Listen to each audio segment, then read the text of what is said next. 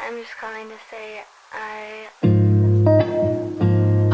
am so troubled. Si tu t'amuses avec le Mbanga va te manquer le respect. Le Mbanga va te montrer le feu. Je répète, si tu t'amuses avec le Mbanga va te manquer le respect et le Mbanga va te montrer le feu. Parce que dès votre première rencontre, je dis la toute première rencontre, le Mbanga te montre déjà les tendances de ce qui sera de votre future relation. Oui, les indicateurs sont clairs. Bonjour tout le monde, j'espère que vous allez bien. En tout cas, moi je vais très bien. C'est Tonton de bonheur, hein? Tonton bonne nouvelle, le gendarme de la toile. Bienvenue sur la page de Miraldor. Alors, aujourd'hui, nous allons parler de l'histoire de mon jeune petit frère Happy de Foulan, à qui j'ai envoyé des conseils ici plusieurs fois et que certains ont considéré cela comme de la jalousie. Parce que nous sommes dans une société où, quand tu vois certains indicateurs te montrer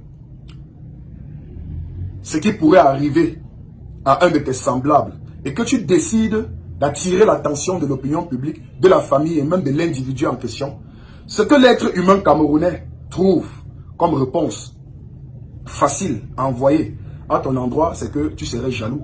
Je vais d'abord commencer par mon petit frère Happy de Foulan que j'ai conseillé ici sur les réseaux sociaux devant vous. Et vous voyez très bien que chacun essaye de protéger ses intérêts, ce qui est tout à fait normal. D'un côté, on a le jeune petit frère Happy qui est supposé être la victime, entre guillemets, qui dit: ils m'ont tapé la première fois, ils m'ont tapé la deuxième fois, ils m'ont tapé la troisième et la quatrième fois. J'ai laissé parce que ils me prenaient autrement. C'est là où j'invite notre gendarmerie nationale. Oui, je sais qu'il y a des gendarmes sur ce dossier. Vous allez mener à bien les enquêtes. Je connais comment vous travaillez sur le terrain, grand frère.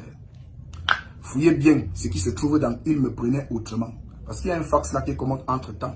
C'était entre les lignes. Il paraît que le petit frère serait de l'autre côté. On a son ami, Ricardo, celui qui parle après. Un proche de Happy, vous savez très bien, qui s'assemble, se ressemble. Oui. Il connaît très bien qui est Happy. Happy connaît très bien qui il est. Il a dit: vous voyez mon ami, c'est une kidnapping.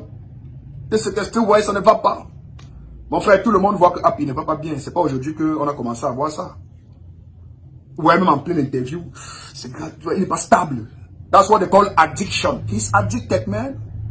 C'est ce qui arrive à beaucoup de Camerounais aujourd'hui. Certains sont même dans l'addiction, ils ne le savent pas. La bière que vous buvez tous les jours là, il y a de l'addiction dedans. Il y a des Camerounais qui ne peuvent pas passer une journée sans boire au moins une bière ou deux bières. Vous allez voir, pour ceux qui habitent avec les fumeurs de cigarettes, à un moment donné dans la nuit, comme ça, à 2 heures, si c'est lève et qu'il a oublié d'acheter ses 2-3 bâtons de cigarettes pour la nuit, il devient malade. Et s'il y en a sur la table, il se lève, il prend, il sort. Il part dehors, même à 2 heures, le matin, dans les moustiques, dans le froid, il va tirer d'abord ses 2 bâtons de cigarettes. S'il ne tire pas ça, il ne peut pas dormir. That's what they call addiction, non? Et c'est ça le problème de Happy, qui s'addicte. Mais vous avez remarqué qu'à aucun moment, je n'ai entendu ni de la bouche de Happy, ni de la bouche de son ami, que, en fait, on a essayé de sauver mon ami parce qu'il fume trop longtemps. Il prend trop le Mbanga, le caillou, le dizapam, le fort, le tramol. Et qu'il est arrivé à Jamo et il a fui son lit de l'hôpital. Et que après qu'il soit parti de Jamo, il a continué toujours à fumer le Mbanga avec nous. Parce que tu es son ami, donc tu es proche de lui. Tu es censé connaître ce qu'il fait tous les jours. Tu es son proche. Vous vous ressemblez parce que vous êtes ensemble, vous vous assemblez. À aucun moment, je n'ai entendu Happy dire que oui, c'est vrai que j'avais des petits soucis et tout ça. Ils ont voulu m'aider. Mais entre-temps, à la fin, je n'ai pas aimé son comportement parce qu'ils m'ont amené dans leur village et tout ça là pour m'empêcher de fumer mon banga et tout ça. On ne doit pas me frotter 25 coups et en année et tout ça. Je reconnais que non, non, à aucun moment. Pour lui, c'est qu'il y a enlèvement, séquestration et tout ce qui va avec service corporel. Maintenant, revenons sur le producteur. Le producteur aussi est dans une mouvance où il protège ses intérêts. D'abord son image. Écoutez, moi je suis le bon samaritain. Je suis producteur, d'accord? Et lui, c'est pas mon ami, c'est un petit frère. Donc avec lui, j'ai ma façon de travailler. Il sait que moi je suis son aîné, je suis son père. D'accord? Et avant de le signer, on savait qu'il était un fumeur de Mbanga. On savait qu'il était un tchélé. Son producteur a dit qu'il est un tchélé, qu'il faut que la vérité éclate. Nous, on savait qu'il était un tchélé, nous, on savait qu'il était fumeur de Mbanga. Première des choses, le producteur, donc, dans votre label, vous fumez, vous, comment il veut dire, vous produisez les artistes fumeurs de Nta. Donc, c'est comme si, quand tu le signais, tu savais qu'il était un tchélé, tu savais qu'il était déstabilisé, tu savais qu'il prenait le Mbanga. Mais tu l'as pris parce que tu savais également que le petit avait du talent. C'est du business, mon frère. Tu as pris cet enfant parce que tu voulais travailler l'argent avec lui d'abord. Même si après les intentions d'après sont bonnes. Je suis d'accord, tu as voulu l'aider. Tu te fais passer pour le bon samaritain qui a voulu l'aider. Tu dis que tu es discret. Peut-être tu es discret pour les autres, pour les fans, pour les internautes. Mais dans le monde du showbiz, tu sais que tu n'es pas discret. Tout le monde te connaît. On sait que c'est toi, Kodo. On sait que c'est toi qui as signé Happy. Tout le monde connaît. Dans les groupes WhatsApp, tu parles tous les jours. Non, on te voit. On se connaît. Tu veux les capturer? Ok. Donc, on se connaît. Même sur le plan comportemental, tu vas voir quelqu'un, tu t'énerves vite. Tu t'énerves, tu t'emportes très vite. Donc, on parle des services corporels là. Je suis capable même de dire ici haut et fort que peut-être c'est possible que vous l'aurez. Pas. Et même pas seulement 25 coups. Parce qu'on est déjà addict d'être là à la joke. Parfois, on peut réduire même 250 coups à 25 coups. Tu es quelqu'un très impulsif. Tu t'emportes très vite. Tu le sais. Tu ne peux pas nier l'autre là. Beaucoup de personnes peuvent témoigner. La preuve, tu as vu ce que tu as fait sur le plateau de Freddy, non? Tu as vu? Tu n'arrives même pas à te contrôler en tant que producteur. Un producteur qui doit protéger son enfant, c'est toi qui viens sur le plateau de télé pour dire que c'est un tchelé. C'est un troqué, tchelé, on a ménagé à mot, il a fui, machin, tu. Non. Et crois pas que ça te grandit, mon frère. Je vais porter plainte, je vais l'enfermer. Enferme-le! Va l'enfermer. Tu pars sur la page de l'artiste en tant que producteur. Tu publies un communiqué concernant l'artiste sur sa propre page. Ce n'est même pas professionnel un peu. Le label devrait avoir sa page. Tu devrais publier ce communiqué sur la page du label. Parce que ce n'est pas un communiqué de Happy. C'est un communiqué de son producteur. Et la page de Happy n'est pas ta page. Tu la gères parce que tu es en contrat avec lui. Mais tu n'as pas le droit de publier un communiqué du label sur la page de l'artiste. Et surtout concernant l'artiste et dans lequel il y a un dénigrement de l'artiste. Donc mon frère, de toutes les façons, hein, je vais vous dire quelque chose, mes chers frères. Quand moi je reçois ce genre de vidéos, vous savez à quoi ça me sert? Parce que honnêtement, je m'en fous de Happy. Je m'en fous de son producteur. Je m'en fous de tous les proches de Happy et tous les proches du producteur. Pourquoi? Parce que moi, Miraldor, j'ai essayé plusieurs fois ici sur les réseaux sociaux, vous êtes témoins, d'attirer l'attention des parents de Happy. Que, écoutez, votre fils est mal entouré. Et cela ne date pas d'aujourd'hui. Ça date de l'époque où il était avec l'ancien manager. Happy a habité à Mimboman. Il ne peut pas nier cela. Il a habité à Mimboman. Dans la concession de la maman d'un ami. Vous connaissez le mode de vie dans cette concession. Mbanga, tramol, caillou, bouteille de whisky, ça entre, ça sort, vagabondage nocturne, les bruits dans la nuit, perturbation du voisinage, tour de ronde des filles, les gars qui entrent, cheveux bizarres, une assemblée des égarés. Donc quand tu vois le mode de vie qu'ils avaient dans ce temps-là, dans cette cité, on ne pouvait qu'avoir ceci comme résultat. J'ai attiré l'attention de la famille. Qu'on monte, on descend, il reste votre produit. Il reste le produit de votre famille. Sauvez-le, parce que vous êtes les seuls à le sauver. Qu'est-ce qu'on m'a dit? Regarde, tu es jaloux de l'enfant là parce qu'il a le succès. Oh, il est bon à Orange, mon frère, il a gagné 10 millions. Alors que ça avait pris 20 millions, il a dit 10 millions, tu es jaloux. Oh, après, tu as mal au cœur parce que tu restes comme ça là, tu te rends compte que, ouais, petit frère, moi, un marché que je gagne, d'un plus 4, que je ne travaille même pas, je commissionne seulement les gens qui travaillent. Il n'a pas besoin de me placer sur scène pour chanter. Rien que ma tête, je réfléchis, moi, étant moi assis. Tu restes comme ça là, tu wonders sur la life que tu vis. Tu dis que moi, il serait jaloux de mon petit frère, que mon petit frère a quoi que je n'ai pas. Il a quoi? Hein? Que je n'ai pas. Tu wonders. Tu dis que nous sommes dans quel genre d'environnement où les gens ne pensent que aux avoirs, où les gens pensent que quand tu fais une sortie pour recadrer un petit frère, c'est que tu es forcément jaloux, tu as envie. Non. On peut faire des sorties parce qu'on veut sauver la vie d'un petit frère. Parce que nous aussi, on a été dans ce genre de vie. On est sorti. Ce genre de vidéo, je l'utilise pour la génération future. Les enfants qui nous suivent et les futurs parents, pour les faire comprendre que vous voyez que l'éducation d'un garçon est difficile. L'éducation d'un garçon, ce n'est pas la bouillie, hein? Ce n'est pas une tasse de thé. J'ai grandi à Madagascar. Entre Madagascar, Flamenco, Carrière, Mbankolo, Jean Mermoz, Gros Bouquet, Tinga, Cité Verte, Colbicoq, Briqueterie, école de police. J'ai grandi dans tout cet environnement-là. C'est un environnement dans lequel, où lorsqu'un garçon est né, on peut déjà commencer à travailler sur le pourcentage des chances qu'il soit un bandit ou pas. On peut déjà préparer son mandat en Kondengi. Quand une fille est née, on peut déjà préparer son endroit à l'hippodrome, à Essos, à Kwacha, Bonaberi, ou à la Carrière même, ou à Flamenco, en peau rouge. On sait qu'elle va d'abord vendre le piment par là.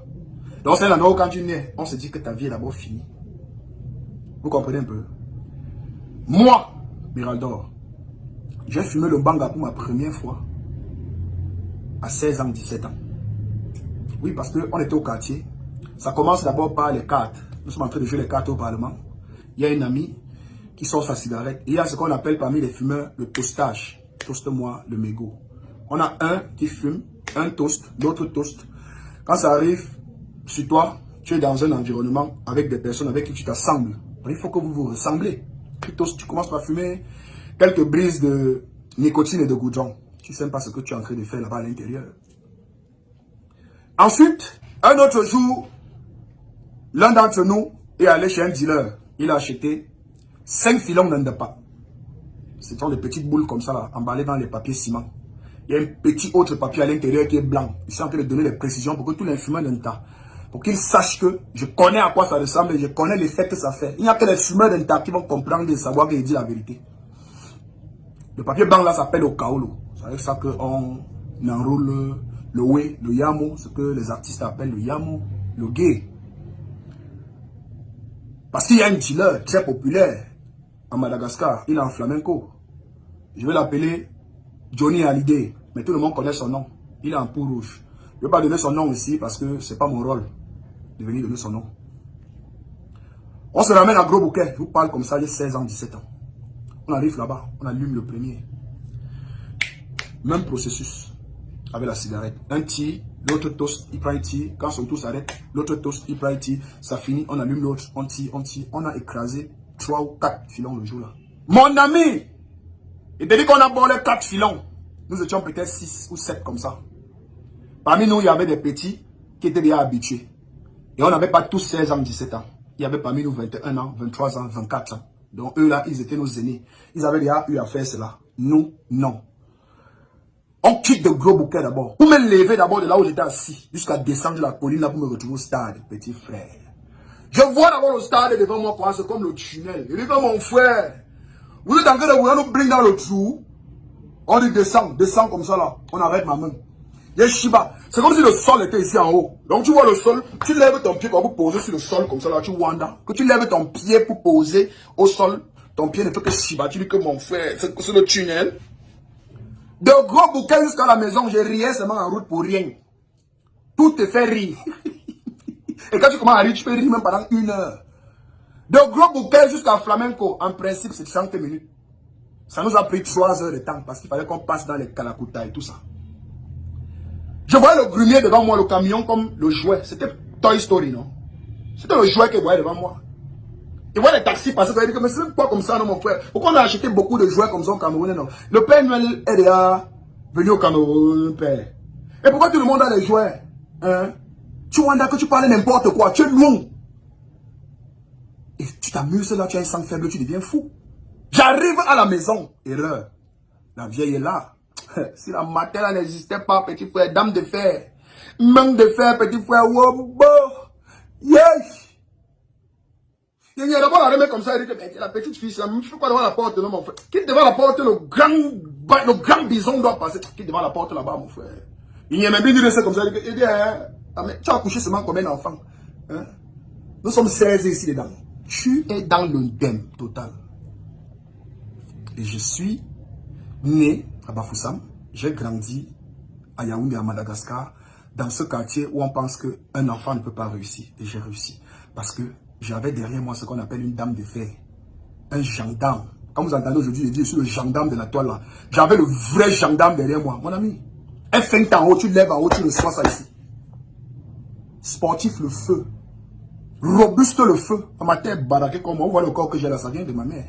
Mon père était grand de taille, mais mince. Ma mère grande de taille, balèze.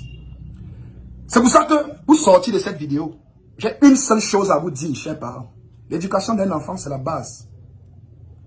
C'est comme un chien de race. Tu prends un berger allemand ou un Rottweiler, qui est supposé être un chien de race, un chien robuste et fort. Si tu laisses ton berger allemand vagabonder avec les chiens Nanga du quartier, ton berger sera un berger allemand, un chien de race dans l'appellation, mais il sera un Nangamboko et un Kwanjang dans son attitude. Ça, vous voyez parfois, un enfant va dans la rue, quand il revient son parent, il ne reconnaît plus son jacques. L'enfant, il a le dégagement maintenant, un genre. C'est ça qui arrive à Happy. Même à la télé, il y a des dégagements bizarres.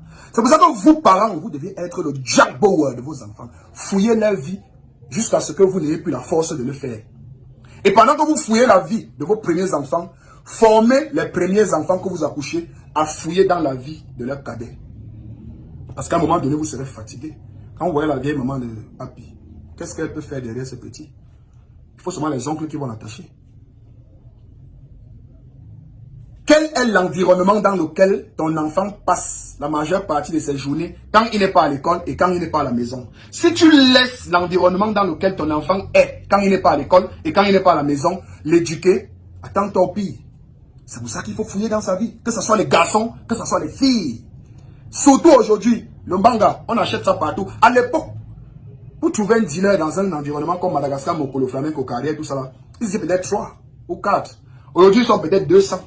300, ils sont partout. Il y a les dealers, les vendeurs, les revendeurs. Il y a le grand grossiste, il y a les détaillants. C'est les livreurs. Tu appelles au téléphone, gars, amène-moi 10 filons, là, il t'apporte les 10 filons à ta porte. Il te donne chambre, ça, il tourne sur deux pas, tu donnes ses colos. Tu payes les frais de transport. Oui, même dans ce domaine, ils ont aussi progressé. Contrôlez vos enfants. C'est tout ce que j'ai à vous dire. Et pour finir cette vidéo,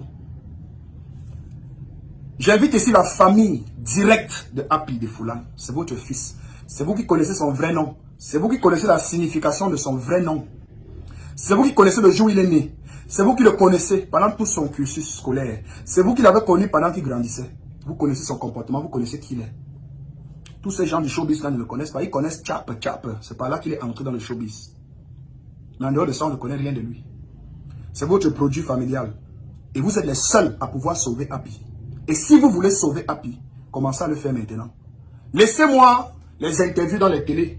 Laissez-moi les différentes positions que nous prenons sur Internet. Il y en a qui sont vraiment là pour sensibiliser et éduquer et attirer votre attention sur les réalités. Il y en a qui sont là pour régler des différends qu'ils ont eu soit avec le producteur, ou soit avec l'artiste, ou soit avec l'ancien manager, ou soit avec un proche de lui. Il y en a qui n'ont rien à foutre. Pour eux, c'est relayer juste les vidéos des gens qui parlent de cette histoire pour avoir les vues sur leur page et les monétiser et avoir de l'argent pour nourrir aussi leur famille parce que c'est leur métier, créer les contenus. Voilà. Vous êtes les seuls qui pouvaient encore avec le cœur, avec l'amour, sauver votre enfant. Et là, j'invite la mère de Happy, s'il te plaît. On peut encore le sauver. On peut. On peut encore le sauver. C'est un enfant, il a quel âge? Il n'a pas encore 25 ans. Il n'a pas encore 25 ans. On peut encore le sauver. Happy a besoin d'un psychiatre. Il a besoin de personnes qui comprennent ce qu'on appelle la sociologie. Il a besoin de psychologues, des gens qui comprennent, qui vont entrer dans sa tête, essayer d'identifier le personnage, quel est son véritable problème actuel. Happy a besoin d'être à l'hôpital, même enchaîné. S'il le faut, amenez-le à l'hôpital, enchaînez-le et soignez-le. Sur ce, c'était moi, Miraldor, le gendarme de la toile. Merci d'avoir regardé cette vidéo et surtout partagez-la pour que ça arrive dans la chambre de la mère de Happy Defoulan.